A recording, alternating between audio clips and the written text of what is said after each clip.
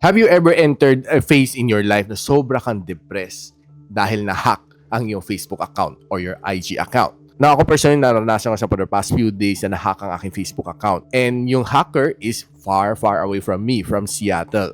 Probably one of the reasons kung bakit ako na-hack, siguro meron napasukan na malicious na website or meron akong malware sa aking PC. But hindi yun ang important point. What's important is how I was able to recover my Facebook account.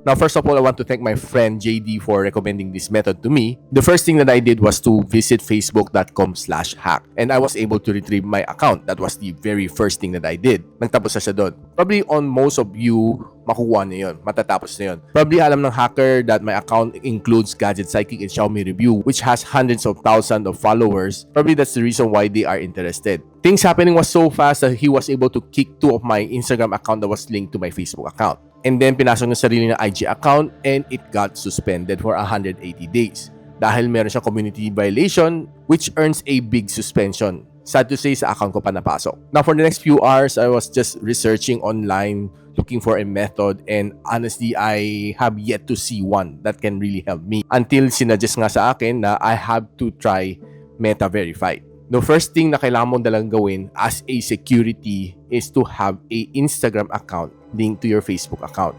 That's the very first step. Actually, dati ko pang ginawa naman yon. But personally, I will highly suggest you to do that, to link your Instagram account to your Facebook account. Yun ang pinaka-first step ng verification na you own that Facebook account or vice versa. Now, the next thing is to get Meta Verified. So, I did get verification. I use my passport to get verified, and in just a few hours na verified na ako ni Meta. It was quite fast naman, except mabilis din nila kinain ng aking pera at around mga 469 pesos if tama ang naalala ko. That's per month, hindi per year. But at the end, I'll tell you, it's really worth it. Now, after I was verified, hindi mo magagamit PC to talk to yung customer service. Medyo mahirap siya at first kasi off-office hours nila, minessage ko sila. So, through email kami nagko-contact. Medyo nakakabuisit kausap yung una kasi it's just through email. And I just show them yung mga proof na I own this account. But at the end of the long email na exchange of conversation namin, sinabi pa rin niya, just go to facebook.com/hack, which is not useful. Then upon researching, alam ko kasi dapat meron siyang live chat with live agent ni Meta.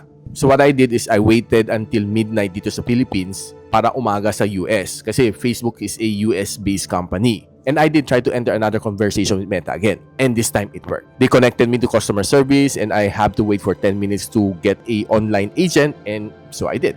And one thing na kailangan mo malaman is that you can only use your smartphone to chat with them, not your PC.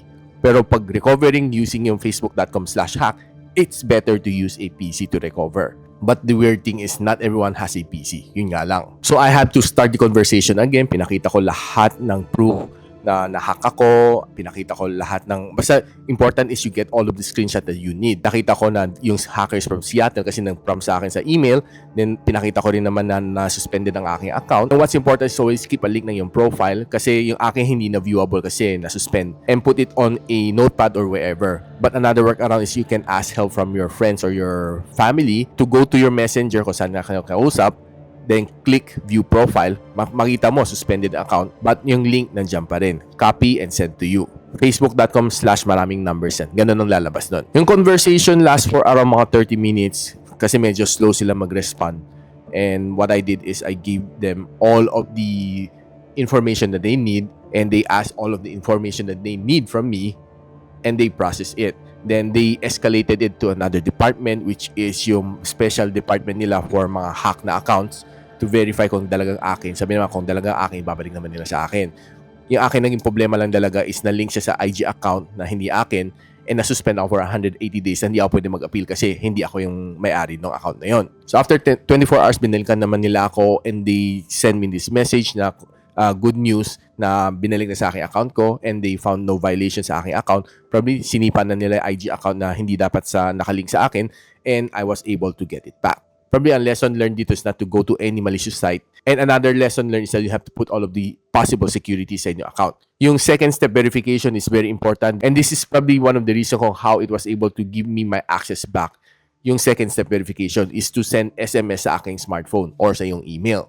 Now, after I recover, I change password, I check everything, no, sa pages ko, kung tama yung mga nakalink. Actually, basically, lahat ng link sa IG ko na tinanggal naman ng hacker. So, I have to start clean. And another thing is that, chinek ko rin ng aking monetization, kung nandyan, kung nakalink pa rin sa aking account. And yes, hindi naman niya kinalikot.